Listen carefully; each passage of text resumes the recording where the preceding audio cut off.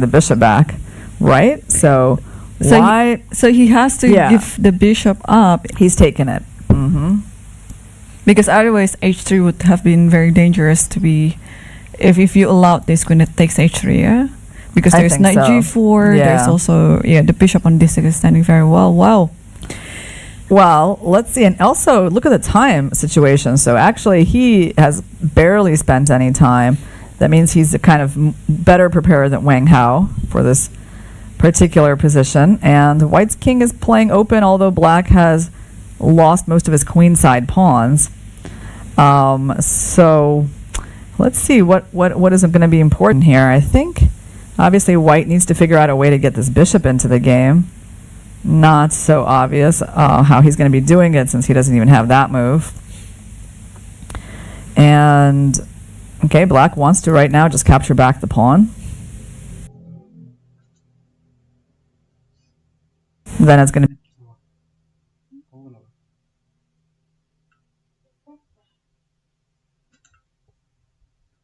be even in material, so White needs to think about that. And also, I'm just thinking maybe we should be thinking about queen trades. Yeah, in this type of position, all I was thinking is just, and he did. There we go. Queen trades is actually one of a automatic. It's like you want to neutralize the attack that Black is currently having, and well, at the same time also protecting some material there on b5. Yeah, I think there's a decent chance that there will be a queen trade. I mean, because this queen is very powerful on d4 now, and avoiding the queen trade means also losing some time. Then you give White a chance to play maybe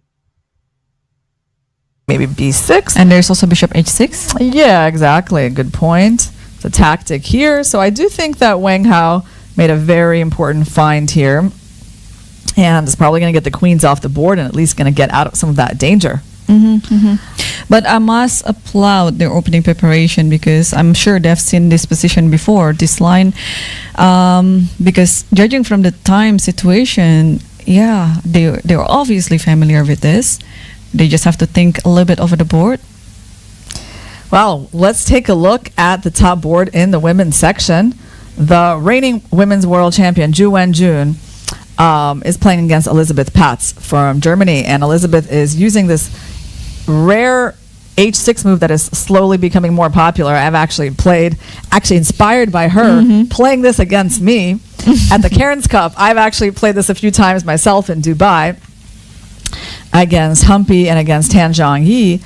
And it's, when I first saw this move, I was like, I mean, when you see someone play h6, you're kind of shocked by that in a way, but it's actually not such a dumb move, because if you compare it, let's say, to the move c6, right, like where you go for, e4, like basically Black has the same kinds of ideas, right? So like if you go h6 and you're allowing White to play here, well, they're going to go bishop b4, and it really doesn't matter that their pawn's not on c6. Like it actually doesn't hurt Black at all, and the move h6 could be more useful for them than c6, right? So then I kind of understood that actually the h6 was not such a bad idea, because the normal move is knight f6, which you understand is like controlling that square, right? And so h6 doesn't do that, so you think, oh, e4 makes sense, but it really doesn't make that much sense. Yeah, right. This h6 and a6, they're currently seeing some popularity there. Yeah.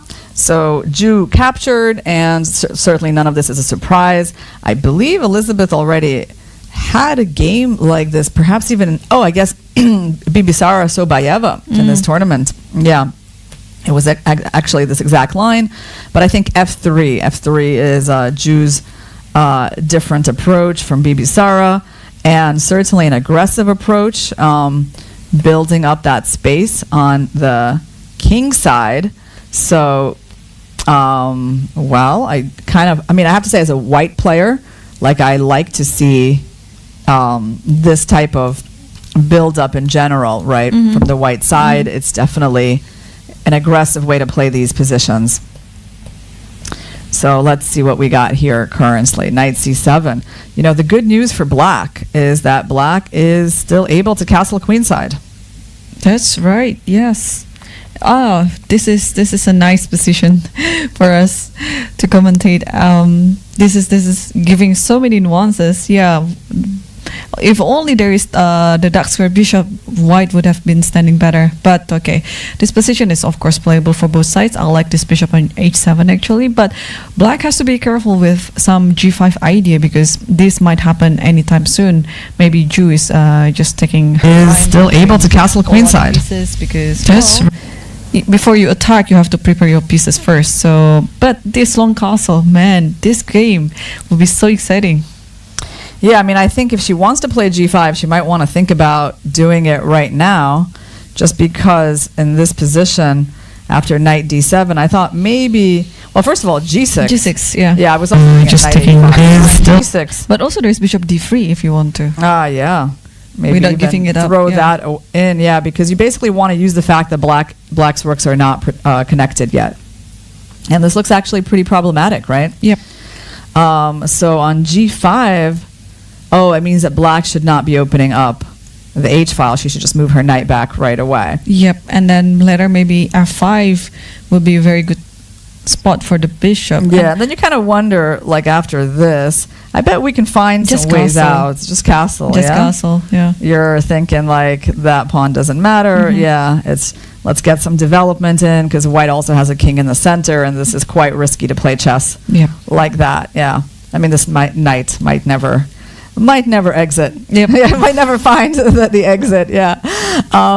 So okay, well, I would say the game is building up to be very sharp as well because Mhm. I mean white's king is on f2, black's king is probably going the other way. We're going to have kings on opposite sides of the board, and that is not a bad turn of events, I would say, for Elizabeth with the black pieces. Right. This is going to be very sharp indeed. And we have bishop d3 on the board. So instead of going for this g5 idea, Ju is deciding to just swap the bishops off. Mhm. Yeah, not bad news for black because sometimes I really wonder like what this bishop is doing on h7. It sort of seems like an empty diagonal, right? Mhm. Sometimes it can be quite useless.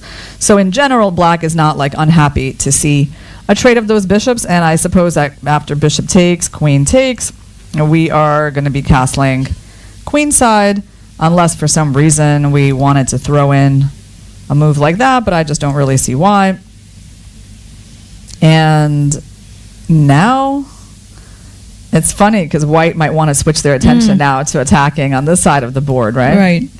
Yes, but white has also, white has to be careful still because this king side doesn't look very promising for white. So it's just a matter who is attacking first, because if black can get the attack first to the center, then I think black will be better. Well, Elizabeth decides actually she doesn't want to trade the bishops. She wants to trade the knights. So she went in with knight e6 immediately.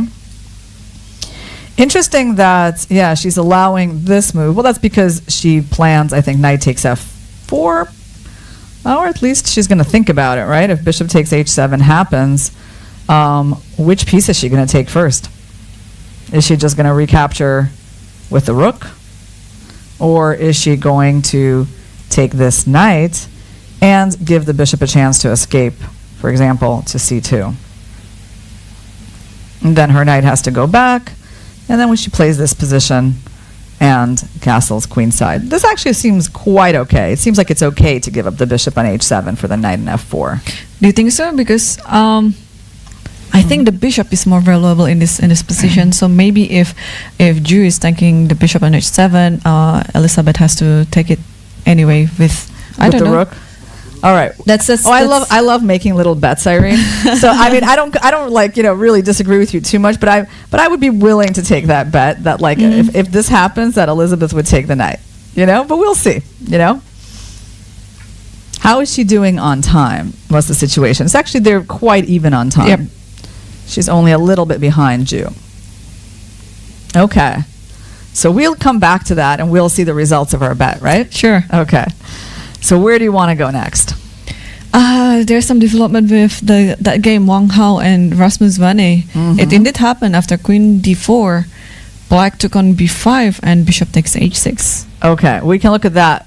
Let's go to Rasmus. Here we go. And We will have the games very soon. yeah, And but meanwhile, we actually have a lot of developments in one of my favorite matchups, Ooh, Hikaru look versus at this. Prague. Yes. look at this game. Oh, What that is- one has really blown up. So let's see what has happened. That's so Actually, nice. what we were talking about, right? Mhm. D3. Knight takes D5, so black makes the trade before he loses that pawn. Knight takes, pawn takes, and Prague moved the knight back to B8. Okay, we were looking at like knight E5, but there's obviously like lots of tactical issues with the knight being that exposed there. So he goes back to B8. This guy continues to be trapped, so he has to sacrifice a piece. And there it happens. And I have to say, I mean, it seems like Prague was just better prepared for this particular line. It's I quite, think so quite too. impressive, Yeah. right? I mean, because he won a piece out of the opening, and it doesn't seem like Naka has quite enough compensation. So black has 7 pawns, and white has 8 pawns. So he has just 1 pawn for the piece.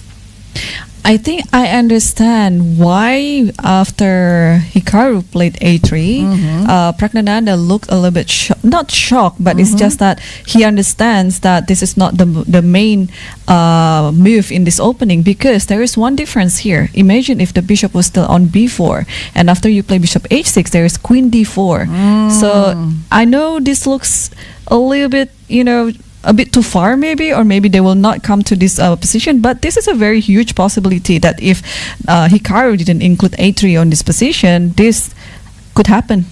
Yeah, I agree. He did think after the move A3, which means that it was somewhat unexpected for him, and Right. maybe it wasn't the best inclusion.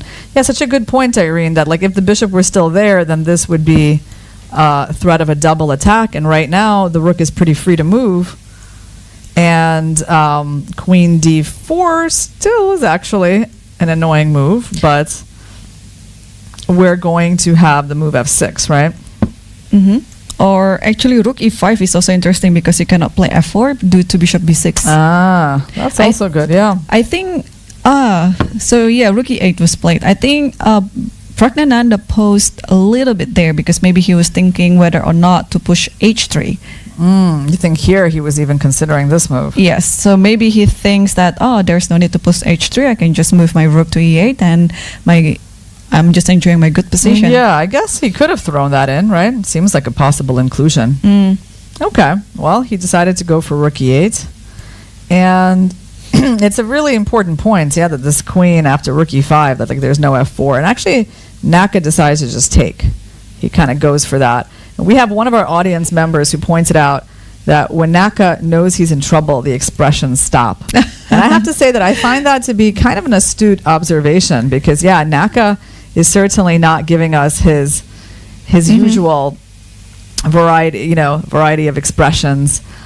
He seems super focused, which means that he kind of understands that things are serious at the moment on the board. So he took this pawn, and I suppose he wants to go like king h1, rook g1 ideas. And what is going to happen after the simple queen takes h4? I wonder what is he planning? Like queen d2? No, well, not queen d2. Maybe queen c1.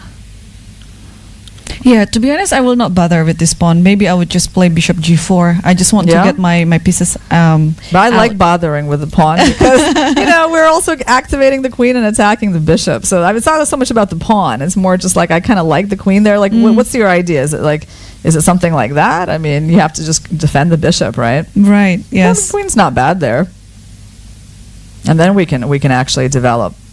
Yeah, this is already like a very sharp position, and we can see in the evaluation bar, Pragnananda is currently ahead. But again, this is so dynamic; anything can still happen. Yeah, maybe I just like, for example, I'm trying king h8, and then you play b4, yeah, and some kind of a blunder.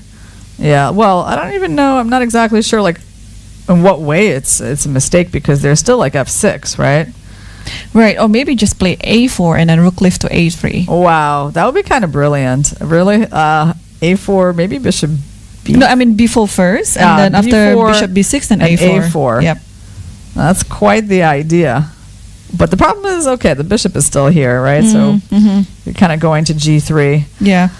Okay, so I would say that Naka's position is certainly, it doesn't feel like it's hopeless, right? No, it's not hopeless at all. It's yes. It's still offering so many nuances to actually fight back. Mm-hmm. It's only us that we have this evaluation bar. We can tell that Fernanda is better. We have the evaluation bar to confuse us. Yes. Yeah. So I'm kind of curious though, because King H8, like the eval bar hated the suggestion, and I'm just curious why. Like, I mean, why is it so bad? Could it be like ideas of Bishop G5 somewhere? Bishop G5, Bishop F6. Right. That's kind of what I'm thinking. Well, that's one idea. What else could we be doing here? I mean, because like we're supposed to be showing some big advantage, right? And that's a tall order. But Bishop G5, well, Queen H5, or even, Queen H5, let's say. We go here. So is there just going to be some, maybe this, but then you go back and then you're and then try just to King H1, something like that. Bishop after, give a check. Or maybe I think you have to give a check first, because or maybe Bishop F3, or no, you immediately. I don't know. Bishop F3. I guess you'll go Queen G6. Yeah. Yeah. So maybe check first, and then King H1. I don't know. King H1. Yeah, because after Knight D7 there is Bishop F3, mm-hmm. and then you have this Rook G1. This could be dangerous. Yeah. Yeah. It's a possibility. I wonder if we can find anything else here after. So we have King H1 idea. There's also like the idea of maybe just bringing out the queen at some point. Actually, he took on H4, and Queen C1 is on the happening board. on the board. Wow. I think this is so interesting. Okay, so now's a big moment. Now is a big moment for Prague, right? So okay, King H8, I mean, it's not forced, and I don't know, to me it seemed like interesting, but obviously he has to develop these pieces too. So maybe that's really what he should be focusing on, right? Like a move like Knight D7, Knight F8, Knight G6, something that's sheltering the king. Yeah, I just wanted to point out, like, you can, for example, bring out the bishop here just because then you leave the G5 square uncovered. So it's not that obvious where the white light square bishop should go. Is there any point in putting him on G4? Well, I suppose you could even do that. Like, I don't even see that as crazy. But then maybe you're allowing Queen F4. Yeah, so maybe like this one seems a bit awkward because of the way the queen can come out and then pin the bishop. Mm-hmm. Yeah. So therefore, process of elimination, I'm kind of coming to the fact that this knight needs to come out like that. Yep. Knight D7 goes to E5 or F8, and then I mean, black is better definitely, but black has to be very, very careful. Yeah, well, what I'm curious about is just like what are White's main ideas of showing his attack here, right? Like right now he has still just one pawn, and for the piece. And by the way, Prague just played F6. Okay, interesting move. Sure, he's stopping Bishop G5. We saw that was a major idea. Maybe he even wants to go Bishop H3 at some point. Although I don't know who that's going to help, right? There's like King H1 and Rook G1, but F6 seems like a sensible positional move, right? I don't see any drawbacks to it.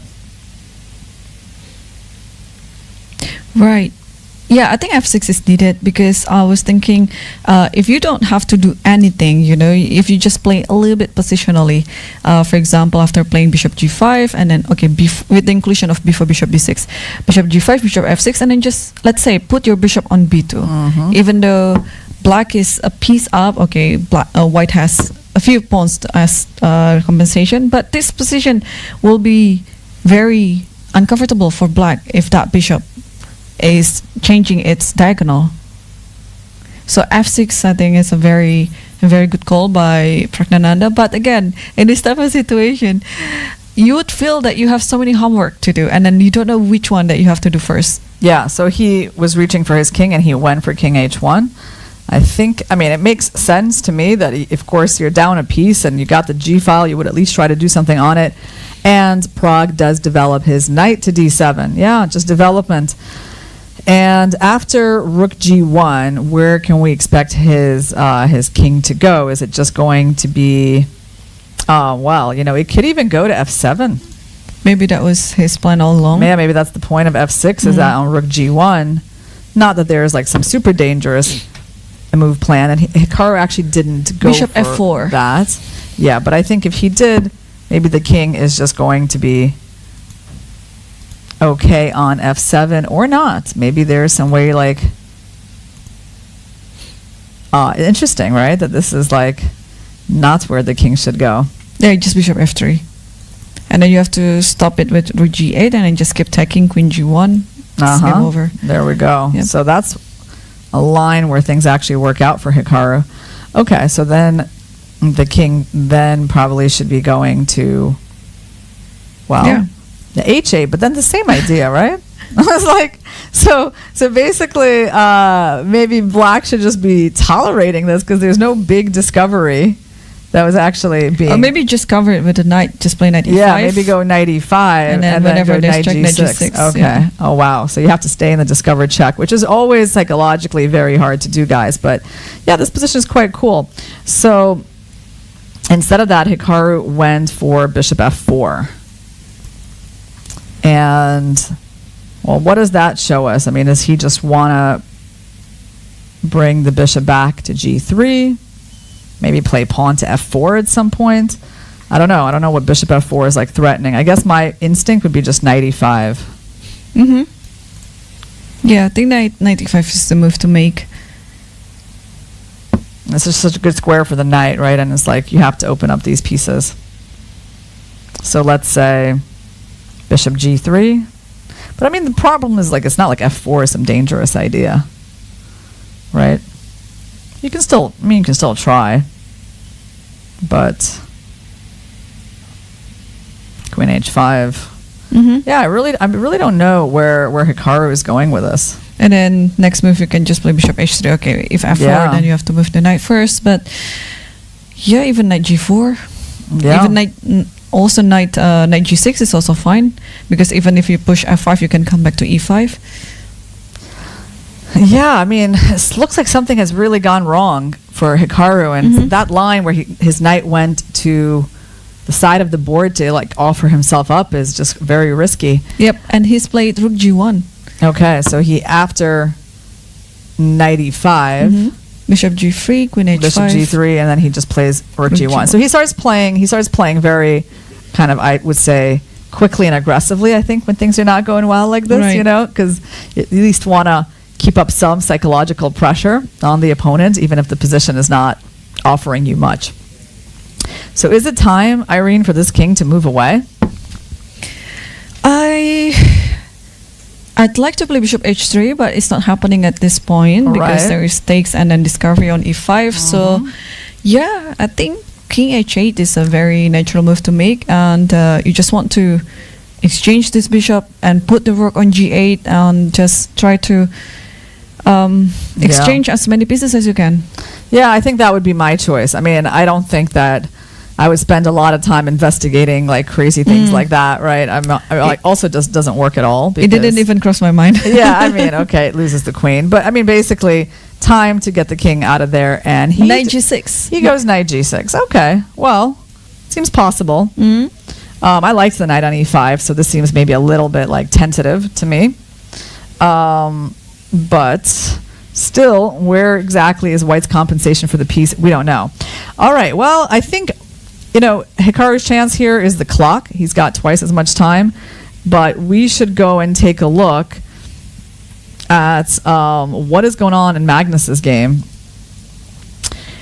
It got into an end game, and is he really going to be better in this position? It's interesting. Okay, so I mean, what happens on bishop takes d4? Is that what's the trick? Oh, there is no trick. There's no trick. You know what it is? He's just going to trade, take on a5, and want to go rook b5 and like get an extra pawn somewhere. I think that's the extent of it, actually, that he is going to make the case that he's going to be able to win that pawn, or at least win that pawn. Interesting, right? Because it's funny, because when I first saw this position, I was like, oh, this is like not much for white, right? Like, what's going on? But he's so tricky. Like this position, rook e4, and then he just activates this rook, and it turns out like a little detail, like the fact that you just can't really cover the b7 pawn so easily is going to give white an extra pawn in this endgame. Right. And also look at the time situation. Magnus still has 19 minutes, while Vincent has less than 3 minutes on the clock. Wow, this is a huge difference. It really is. You know, when I played Magnus in a game in the Pro League this year, he used barely any of his time, and he played such strong moves, and I just like lost, you know, without even a chance. I think he even had time to take a nap during our game. So yeah, I mean, he can do this to people, but it's like it's a very annoying experience, isn't it? When you're playing someone like who is playing so much faster than you, and actually better than you. That's the problem. Like, at least when they're playing faster, they usually play worse, right? Like with Magnus, it's like this experience actually would be kind of demoralizing for Kamer. I mean, just look at even the body language. Like, Kamer is trying to solve all the problems he has. Magnus is like leaning back, and he's obviously not worried about anything. He's going for this rook end game, and yeah. It's like a demoralizing thing to go through. Definitely, yes.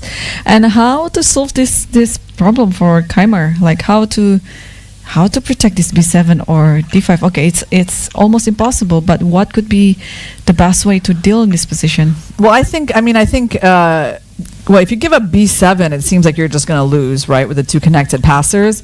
So if you go something like that. But it's just such a bad position, right? Like, I don't really think he can draw a position like this. And he's played what? f6? Yeah, he played f6. Okay. So f6. Yeah, I mean, I don't think that's going to save him. And we have a draw in the game between Yushipenko versus Gukesh. Okay. So far, they've been drawing their matches, so... Yeah, Magnus went for rook b5 and then g5. Yeah, well, I mean, he's trying to trade something off, but obviously, you know, Magnus getting those two connected pass pawns, he should win in the long run. Okay, let's go back to Naka versus Prague, because things are happening there. And Naka is going on some desperate attack, right? So he played f4. And e3, king f7, and now he's going for e5. That reminds me of Magnus's move e5 against Kamer yesterday, but slightly different circumstances. So let's try to understand this move. Why is he throwing away that pawn, Irene? I think he just wants to open up. This move shouldn't be calculated until the end. I think Hikaru just played it intuitively. Of course, he calculates some important lines, but again, you're also pressing your opponent's clock. So this is a very good call.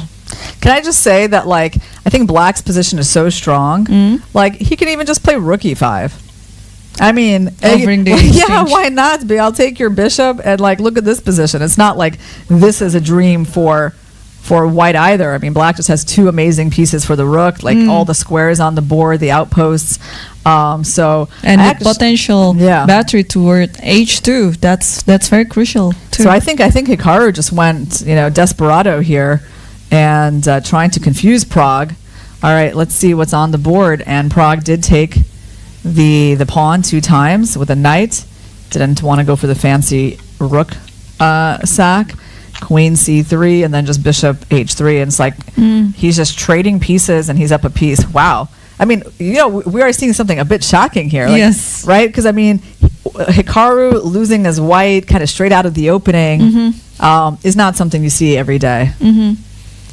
Yes, and even though Hikaru has twice on the clock, but I think the position plays itself, and Pragnananda, despite his young age, he's also very experienced. So I think we will have our decisive result on this match. Yeah, we have one interesting game here. Let's take a look. Everyone's favorite veteran, Vasily Ivanchuk, has a big edge on the clock against Vahap Sanal. How's he doing on the board? So he's actually up. No, he's not up a pawn. Pawns are even. And he does have a nice position, though, piling up on this pawn. Now he's starting his kingside attack. And actually, so I think he has very good chances to win this game. I think so too, yes. Yeah, Ivanchuk also drew the classical match against Wei before, also another youngster, and just won the tie break. So no, this position is I think pretty easy for him. Like he's a technical player. He knows this type of position inside out. So I don't think this is going to be a very hard task for him. Yeah, I mean, it's nice to see, like, you know, the older player actually playing much faster using his experience, That's right? true, that's true. I mean, yes. you would think that, like, tie breaks favor the younger players, but, I mean, so far, we see Ivanchuk beat a very strong player in Wei Yi. Wei Yi did amazing in the Global Chess League in Dubai in the rapid time control, and Ivanchuk, you know, didn't seem to have any trouble with him. Right, experience matters. And what about the other veteran? Let's take a look at Abasov versus Fiedler. Okay, let's do that. So Abasov, it looks like this could have been some kind of a Grunfeld. Yes, it was. Peter's longtime favorite opening. And we have White being down a pawn. On the other hand, White obviously has better pieces, and he's also able to just win the pawn back at any point he wants. So he might even be up a pawn at some points. But things are liquidating, and yeah, I do feel like Svidler should somehow be able to get to a draw. But still, actually, he's under a little bit of pressure. Yeah, he's actually he has a bit to worse. work for it. He has to work for the draw, very hard, because Abasov will not let it slip away very easily. I guess. I mean, what am I thinking? So after the last move was e6. So actually it's Abasov on turn. I wonder what he's thinking about. And we have a draw on the first board in the women's section. Ju and Jun drawing the first game with white pieces against Elizabeth Pats. Okay. Well, not bad. Elizabeth gets a draw with her h6 move and the queen's gambit declined. And okay, so the obvious move for Abasov is taking this pawn. But I suppose the other obvious move is taking that pawn and then maybe going back for this one. I mean, it does seem like he's going to be up a pawn. So maybe, like, let's get rid of the A pawn, take this one. Svidler obviously is going to trade. And, well, first of all, I don't know if there's probably no point in doing that. So we capture back. So Svidler could be going down a pawn here. But his opponent did something let me see what he did. Oh, they went into this line. Right. Knight a7. Takes. Knight d7. Okay. Bishop e2. Okay. Well, actually, Svidler found a nice way to guard that pawn. And I guess Abasov is planning to attack the knight and try to get the pawn like that. Right.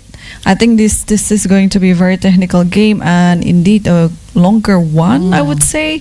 And meanwhile, there's also a very interesting position happening on the game between Ian Nepomniachtchi versus Nihal Sarin.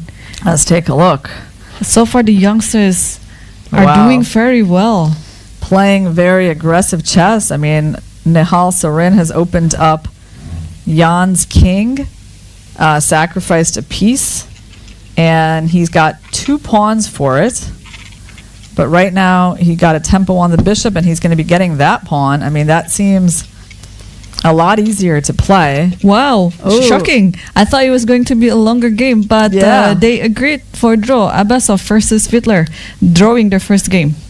Okay. Well, that's good that Peter was not made to suffer in that position. He must have found some accurate move there after bishop e2. All right, so Nepo,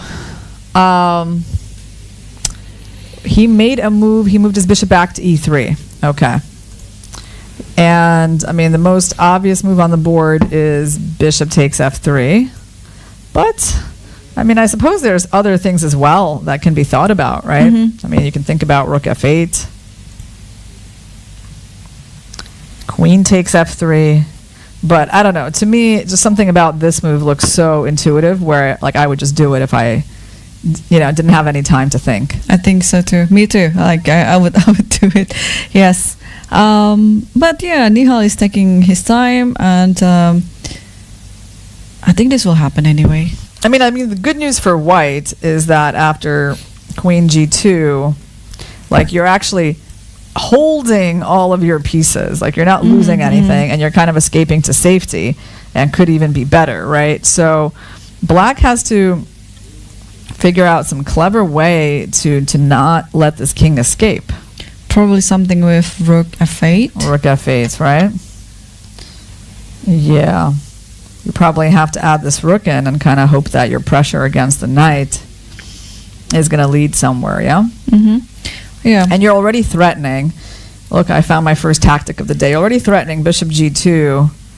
And then, like, well, if, for example, king here, no, it still doesn't work. I wanted to do this tactic and win the rook, but you still have a queen that protects things. Yeah, I think you just want to play bishop e4 next, and then just put the rook on f3, for example, and then double the rook on f8. Yeah, the attack is so nice. And what did he do? Oh, he played went for the rook f8. Yeah. So he played rook f8 and then took the pawn on f3 with the rook.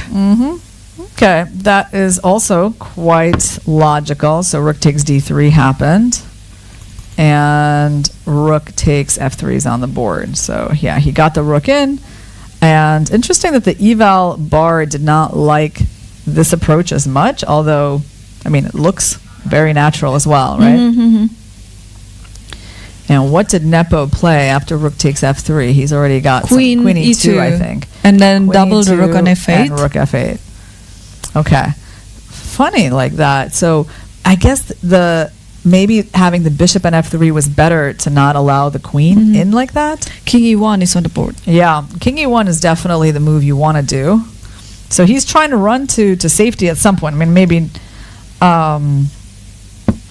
maybe not yet, because he needs to make sure he doesn't lose these pieces.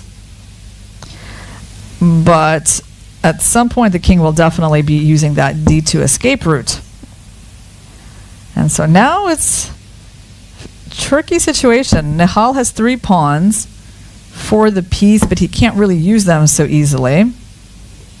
I even wonder, Irene, if we could ever see like a move like that, where you just like overprotect the bishop or something, and I don't know, get ready to like maybe move that bishop somewhere and offer up some trades. What do you think?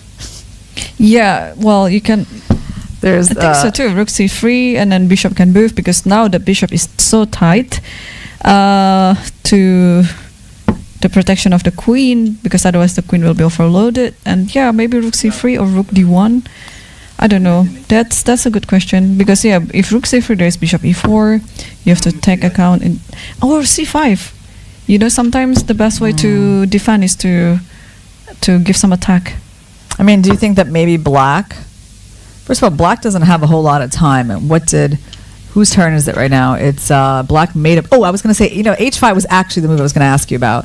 Yes, that's what Nihal played. Did h5. Yeah, because I was thinking, like, how else can he improve his position? So that's what I wanted to suggest. He doesn't have a lot of time. He's definitely, Nepo is pressuring him on the clock, so this game could actually go either way. Yeah, the same thing happens also in the game of Hikaru and Pragnananda. We saw that the youngsters were better, but they're worse on the clock. Yeah. So, I mean, that kind of makes sense, right? Like, they rely a lot on calculation, and maybe the older players relying more on experience and intuition. They're playing faster. But, okay, Nepo is just he's a fast player in general. So let's try to find a move for Nepo. What did he do? Bishop b6. So what if you just take on... that's actually very clever. That's very clever. Wait, hold on. Let me try to figure out what is the... if rook takes d3, there's just queen d3. Yeah, he's trying to trade stuff, and he's also opening up an attack on that pawn. So what happened after rook d3, queen d3, queen g1, king d2, and then take on f2? Or maybe this is not enough to win. Well, you know, you can even, I was going to say you can even go this way. Because there's something going on there, right? Like I can go to e2. But then bishop f. No, bishop f3. I go just take here. It. Yeah. No, you can or just I can even take it. Yeah. That's true. That's true. Well, even if I don't even know, I kind of like maybe even king d2. What happened? Whose Did Naka just resign? That must be Naka's game. Yeah, because the position looks very good for Pragnanandha. Naka looks unhappy. Oh, we have our first upset in the open section. Pragnanandha won with black pieces against Hikaru Nakamura. Yeah. That's huge. Yeah, well, I got to say the final position, I mean, I can see why the game kind of just ended here because it is like completely hopeless for Naka. I mean, you're just down a piece for nothing and down some pawns as well. So yeah, that is a big achievement for Prague. Exactly. You know, yes. I remember I told you from the very beginning I'm watching this match because Prague was so good in the Global Chess League. You know, he had this the best results of the tournament. I was like, he's just not going to be such a walkover for Naka, even though I have, you know, obviously like I think Naka is amazing, and the rapid time controls of Prague is a tough customer, I think, for anyone these days. So we'll see. Now he's going to get the white pieces. All right, back to Nihal Sarin. What's he doing after? Did that trade happen, or what do we have on the board? On the board, yeah, I think the trade happened, and there was a check on G1, and this is the current position on the board. And queen f1. Queen f1, queen g5. Okay. So now can we go rook c3? You know, because white is, you know, actually the trade of the rooks has really helped white, right? And he just needs to consolidate. He's holding himself on the dark squares, and if he consolidates, I don't think black's extra pawns matter that much.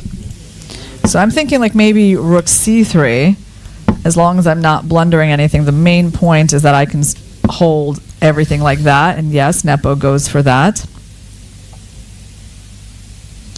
And you see how all these pieces are like on the dark squares. So he's kind of running out of firepower here. You know, eventually white will even be able to move the knight that's been stuck in f2 forever. He's going to climb out, you know? Yes, but he's going to get out with his pieces like that. Yep, I agree. But the pawns, they should be compensating something to black's position. So, and Nihal is down to 40 seconds. h4 is on the board. All right, let's take a look. h4. Oh, here we are. Oh, the game decided to... We'll have it soon, and I think we can quickly take a look at the Magnus's game. Yeah, let's go to that. Okay, so something happened where Magnus apparently was winning, but made some mistakes somewhere, and now black's h-pawn is running, and that seems problematic. And Magnus is like... He's looking calm. Yeah, he's caressing his pawns.